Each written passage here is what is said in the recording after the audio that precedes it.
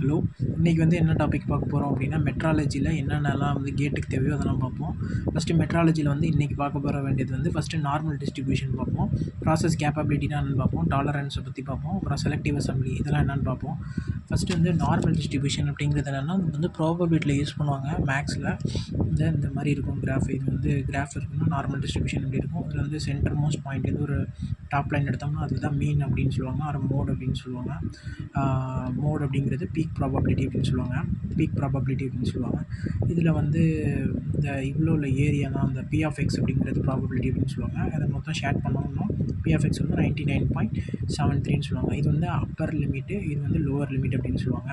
இதில் வந்து மோஸ்ட்லி நம்ம யூஸ் பண்ணுற எல்லா மெட்ராலஜி கேஸ்லேயும் வந்து 6 சிக்மா தான் யூஸ் பண்ணுவாங்க. அது வந்து ரெண்டாக பிரித்தோம் அப்படின்னா 3 சிக்மா 3 சிக்மான்னு ரெண்டாக பிரிக்கும். சிக்மா அப்படிங்கிறது வந்து ஸ்டாண்டர்ட் டிவியேஷன். ஸ்டாண்டர்ட் டிவியேஷன்னா சின்ன கிளாஸில் படிச்சிருந்தோம். அதை வந்து நம்ம ஸ்ப்ரெட்டுன்னு சொல்லுவாங்க.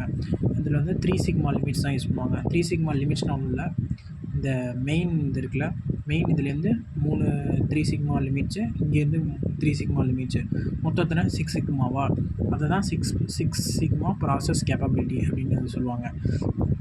இந்த நார்மல் டிவியேஷனை பொறுத்தவரையும் என்ன ஸ்பெஷல் அப்படின்னா இந்த மீன் இருக்குல்ல எக்ஸ் பார், அதே மாதிரி இந்த ஸ்டாண்டர்ட் டிவியேஷன் இருக்குல்ல இந்த சிக்மா அப்படிங்கிறது, அதாவது எக்ஸ் பாரும் அதே மாதிரி சிக்மா அப்படிங்கிறது ஈக்குவலாக இருக்கும். இதுக்கு நார்மல் டிஸ்ட்ரிபியூஷனுக்கு ஓகேவா.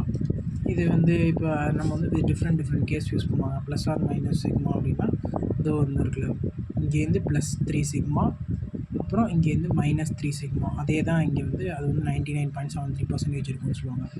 ப்ளஸ் ஆர் -2% இது 95%. இங்கேருந்து +2 சிக்மா, இங்கேருந்து -2 சிக்மா, அதே தான் வந்து 95%. ப்ளஸ் ஆர் மைனஸ் சிக்மா வந்து 68% சொல்லியிருக்காங்க. அப்படின்னா இங்கேருந்து ஒரு மீன் இதுலேருந்து இங்கேருந்து ஒரு சிக்மா, இங்கேருந்து சிக்மா, அப்படின்னா 2 சிக்மா அதான் சொல்லியிருப்பாங்க.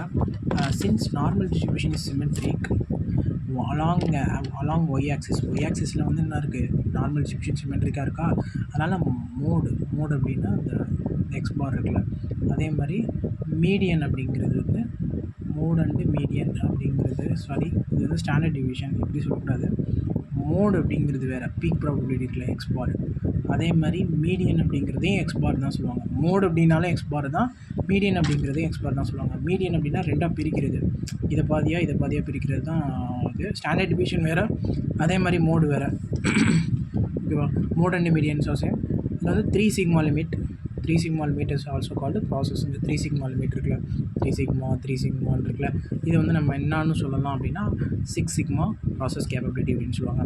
when the data is collected randomly, இப்போ ஒரு ரூம் இருக்கும் அப்படின்னா அந்த ரூமில் வந்து ஒரு ரேண்டமாக ஒரு நம்பர்ஸ்லாம் இருக்கிற மாதிரி இமேஜின் பண்ணிக்கிட்டீங்க அப்படின்னா அந்த ரூமில் உள்ள ரேண்டமாக உள்ள நம்பரை வந்து ஏதோ ஒரு இதில் ஃபிக்ஸ் பண்ணோம் அப்படின்னா அது நார்மல் டிஸ்ட்ரிபியூஷனாக ஃபாலோ பண்ணுவோம். அதெல்லாம் வந்து மேக்ஸோட ரூல்ஸு.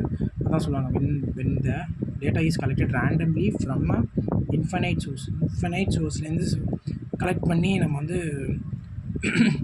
பண்ணி ஒரு இதில் அசம்பிள் பண்ணோம் அப்படின்னா அது வந்து நார்மல் டிஸ்ட்ரிபியூஷனாக ஃபாலோ பண்ணுவோம்.